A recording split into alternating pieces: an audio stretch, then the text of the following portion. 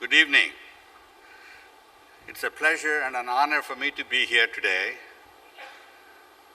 especially with our founder and chairman of SNU, Dr. Shiv Nadar, Chief Economic Advisor of the Government of India, Dr. Arvind Subramaniam, Distinguished Chancellor, Dr. Balakrishnan, Founding Vice Chancellor, Nikhil Sinha, and honorary doctoral recipients, Dr. Kohli, a long-term friend.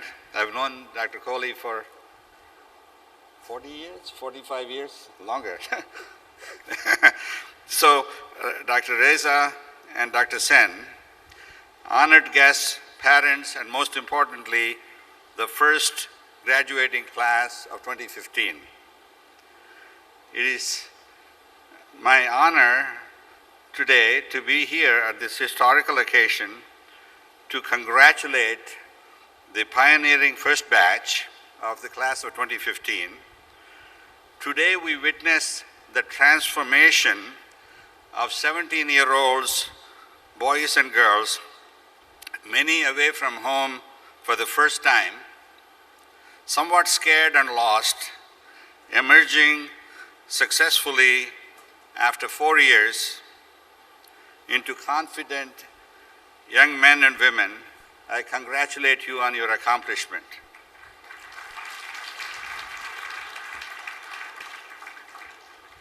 Creating a world-class university in India is long overdue. It is my fond hope that SNU will be among the first Indian universities to be recognized as such.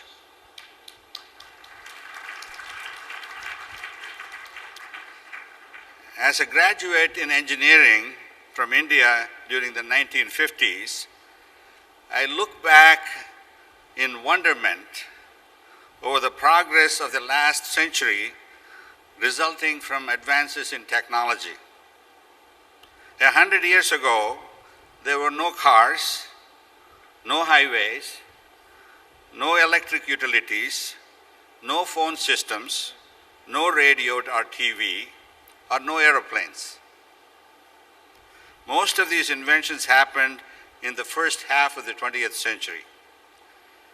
In the last 60 years, advances in engineering and technology have resulted in the invention of nuclear power, satellite communications, the transistor, the digital computer, the internet, the World Wide Web, and the discovery of DNA, and the decoding of the human genome, and landing on the moon. What will the 21st century bring? Given the continuing exponential rate of change, it is reasonable to assume that the next 50 years will be even more dramatic than the last 100 years. Given the advances just outlined, you can well imagine the magnitude of the change that awaits us in the 21st century. Exponential improvement in computer technologies will lead to dramatic discoveries in every discipline, leading to breakthroughs that we now barely think possible. How will this affect the way we live, learn, and work in the future? Many things will hardly change. Our social systems, the food we eat, the clothes we wear will not be affected. Others, such as the way we learn, we work, and we interact with each other, and the quality and the delivery of the healthcare will undergo profound changes. It is expected that this exponential doubling will continue for the next 10 to 20 years, leading to an availability of unlimited computation, memory, and bandwidth at a cost of pennies per day. Recent advances in artificial intelligence have been truly amazing. Problems we thought were unsolvable 15 years ago have suddenly been solved. We have seen a computer beat a world champion in chess. We can now get translation from any language to any other language using Google Translate. We have seen Siri, the spoken language question answering system from Apple, understand spontaneous, unrehearsed speech from open populations without prior training. And we have seen Watson, a system from IBM, capable of answering questions posed in natural language and beating the reigning champion on the TV quiz show Jeopardy! The implications of these advances in information and communication technologies for developing economies like India are profound. ICT is not a cure for all the world's problems, but it can be a powerful tool to facilitate and enable scalable and sustainable solutions to economic development, individual development, and social development. In the area of economic development, ICT can provide access to markets and jobs. It cannot feed the poor, but can enable wealth creation and expense reduction through applications such as price discovery, marketing assistance, and finding jobs through online search tools. In the area of individual development, ICT can help to improve quality of life for individuals by providing access to education, entertainment, and healthcare. In the area of social development, ICT can help to facilitate free flow of information and lead to increased transparency in the governmental operations through e-government initiatives. The Government of India recently introduced the Digital India Initiative with 9 pillars. A similar 10-point agenda was introduced in 2006 by the then IT Minister with a promise to connect all the rural India within a year with broadband connectivity. Sadly, even after 10 years, this objective remains elusive and wishful thinking.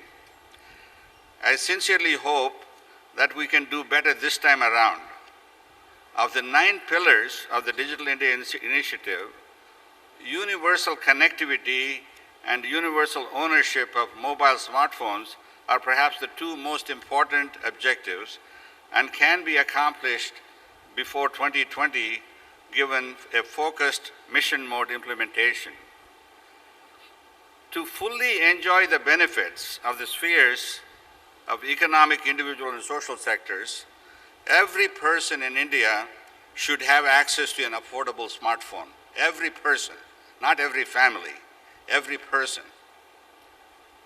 A full-function smartphone can be provided almost for free, subsidized by the stakeholders who would benefit from the increased economic activity and productivity resulting from the network effect of a fully connected population.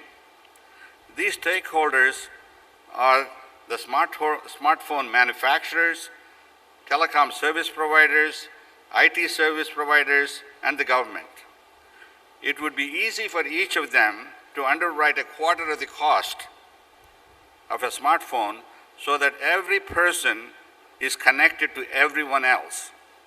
The economic and social impact of a fully connected population cannot be overstated. Over the next 50 years, you will have the opportunity to invent the future. In this future, dramatic discoveries in every discipline will lead to availability of products and services at a fractional cost, providing us the opportunity to create a 21st century utopia free of poverty and suffering, where the government, laws, and societal conditions are perfect. In the near future, a prototype self-driving car with no steering wheel, with radar and sensor GPS mapping will routinely be operational. By 2025, I expect more than 50% of the cars sold in the world will be self-driving cars. In the future, cognition amplifiers will take over many of the routine tasks we do every day. Cogs will answer your mail, pay your bills, and order your groceries. In the future, freak accidents like Malaysian 370 and Germanwings 9025 will be prevented. Upon detecting significant deviation from the flight plan, a guardian angel app will take over control and land the plane safely at the nearest airport. We are probably the only discipline with the tools and technology capable of monitoring, analyzing, diagnosing, and resolving day-to-day problems of the society. Using this sense, think, and act paradigm often used in AI and robotics, we can often find computational solutions to eliminate poverty and hunger, free victims from slavery and torture, improve dysfunctional political systems, control disease and suffering, create tools that enable an illiterate person to be as productive as a PhD. SNU needs to be at the forefront of inventing this future. In conclusion, the advances of the next 50 years will undoubtedly be as dramatic as the last 100. As we find ways to transform atoms into bits, that is, to substitute information for space, time, and matter, many of the constants of our universe will assume new meaning and will change the way we live, learn, and work, and govern ourselves. This means that some of us will have superhuman capabilities, like getting a month's worth of work done in a day. Such capabilities can be used to further increase the gap between the haves and have-nots, or to help the poor and the sick and the illiterate. It is my fond hope that you, the graduating class of SNU, will lead the way forward in making the world a better place and to create a more humane society. Thank you.